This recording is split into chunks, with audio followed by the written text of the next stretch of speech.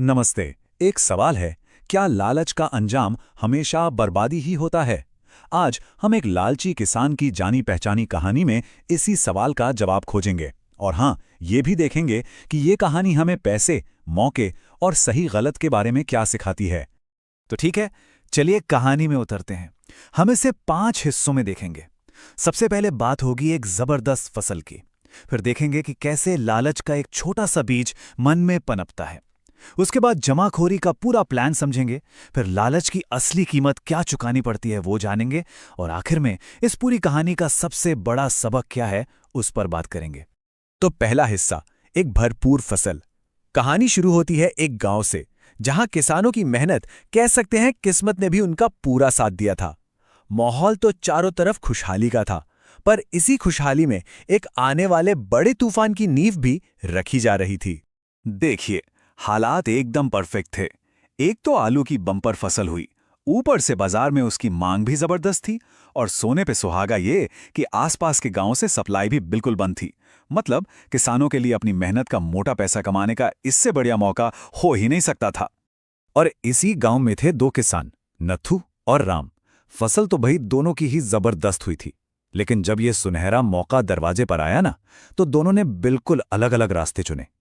एक ने सोचा कि ये मिल बांटकर फायदा कमाने का वक्त है, तो दूसरे के मन में आया कि ये सारा का सारा फायदा अपनी जेब में डालने का मौका है। अब आता है दूसरा हिस्सा, लालच का बीज। और यहीं से कहानी पलटती है। जो एक शानदार मौका था, वो अभी खतरनाक लालच में बदल जाता है। एक किसान के लिए सिर्फ अच्छा खासा मुनाफा कमाना ही काफी नहीं था। नहीं, और ज्यादा, बल्कि सब कुछ कमाने की चाहत ने उसके दिमाग में एक बहुत ही खतरनाक आइडिया डाल दिया। बाजार में अच्छी खासी कमाई हुई तो नत्थू की पत्नी तो बहुत खुश थी। उसे लगा कि दाम बहुत अच्छे मिल रहे हैं। पर नत्थू के लिए ये खुशी की बात नहीं थी। उसके लिए तो ये एक इशारा था कि अरे, अगर थोड़ा और दिमाग लगाया जाए तो इससे कई गुना ज्यादा कमाया जा सकता है। और बस यहीं से शुरू होती है नत्थू की पूरी प्लानिंग, जो इकोनॉमिक्स के एक बहुत ही बेसिक नियम पर टिकी थी। आर्टिफिशियल स्कैर्सिटी, यानी बनावटी कमी पैदा करना। मतलब बाजार से जानबूझकर माल गायब कर दो। जब चीज मिलेगी नहीं तो जाहिर है कीमतें आसमान छूने लगेंगी। उसका प्लान साफ था, अगर गांव में आलू बेचने वाला सिर्फ मैं अकेला बचूं, तो फिर कीमत भी तो मैं ही तय करूंगा।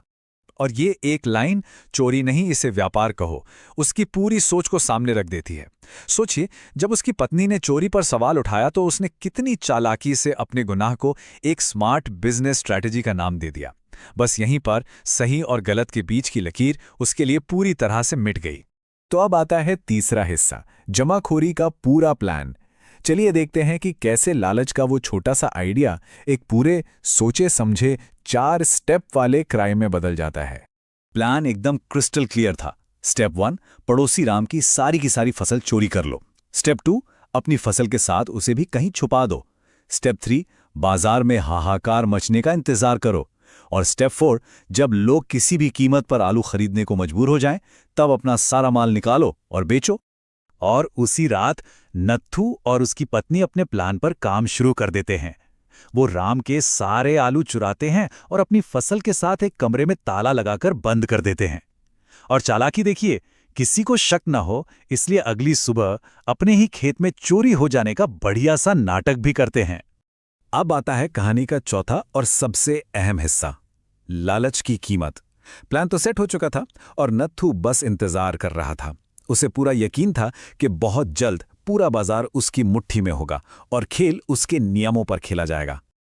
और हुआ भी बिल्कुल वैसा ही जैसा उसने सोचा था। कुछ ही हफ्तों में गांव के बाजार से आलू गायब हो गए। राम जैसे सीधे साधे किसान तो बर्बाद हो गए और खरीदारों में बेचैनी बढ़ने लगी।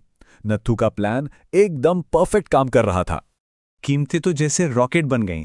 जो आलू पहले 15 रुपए किलो बिक रहा था, वो सीधा 45 रुपए पर पहुंच गया। और फिर 3 हफ्ते बाद एक खरीदार इतना बेताब हुआ कि उसने 70 रुपए प्रति किलो की एक हैरान कर देने वाली कीमत ऑफर कर दी। और जैसे ही 70 रुपए की बात नत्थू के कानों में पड़ी, उसकी आंखें चमक उठीं। बस यही तो वो पल था जिसका वो बेसब्री से इंतजार कर रहा था। अब वक्त आ गया था अपने उस छिपे हुए खजाने को बाजार में लाने का। तो बड़े जोश और उम्मीदों के साथ जब उसने और उसकी पत्नी ने उस कमरे का दरवाज़ा खोला, तो सामने जो मंजर था, उसने उनके सारे सपनों को एक ही झटके में तोड़कर रख दिया। तो सवाल ये है कि आखिर गलती हुई कहाँ?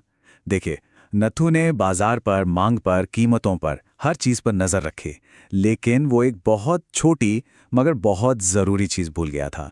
जब वो कीमतों के बढ़ने का इंतजार कर रहा था ना, तब कुदरत की एक छोटी सी ताकत यानी चूहे चुपचाप उसके पूरे के पूरे खजाने को मिट्टी में मिला रहे थे। और अब आता है आखिरी हिस्सा, अंतिम सबक। कहानी का अंत हमें साफ साफ दिखाता है कि उन दो किसानों की किस्मत में कितना बड़ा फर्क था। और ये हमें एक ऐसी सीख देता है जो शायद कभी पुरानी नहीं होगी। दोनों के अंजाम में जमीन आसमान का फर्क था। एक तरफ नत्थू था, जिसने शॉर्टकट से रातों रात सब कुछ पाने की सोची और अपना सब कुछ गंवा बैठा। और दूसरी तरफ था राम, जिसने ईमानदारी से अपनी फसल बेची, उन्हीं पैसों से दोबारा बीज बोए और अगली फसल की तैयारी में लग गया। तो इस कहानी का सबक क्या है? बिल्कुल साफ है। लालच, जो दूसरों का हक छीनकर सब कुछ पाना चाहता है, वो आखिर में खुद को ही तबाह कर देता है। ये एक ऐसा रास्ता है जिसकी मंजिल सिर्फ बर्बादी है। और अंत में ये कहानी हमारे लिए एक सवाल छोड़ जाती है कि किसी भी शॉर्टकट की असली कीमत क्या होती है, क्योंकि अक्सर सबसे आसान दिखने वाला रास्ता ही हमें सबसे बड़ी और सबसे मुश्किल हार की तरफ ले जाता है।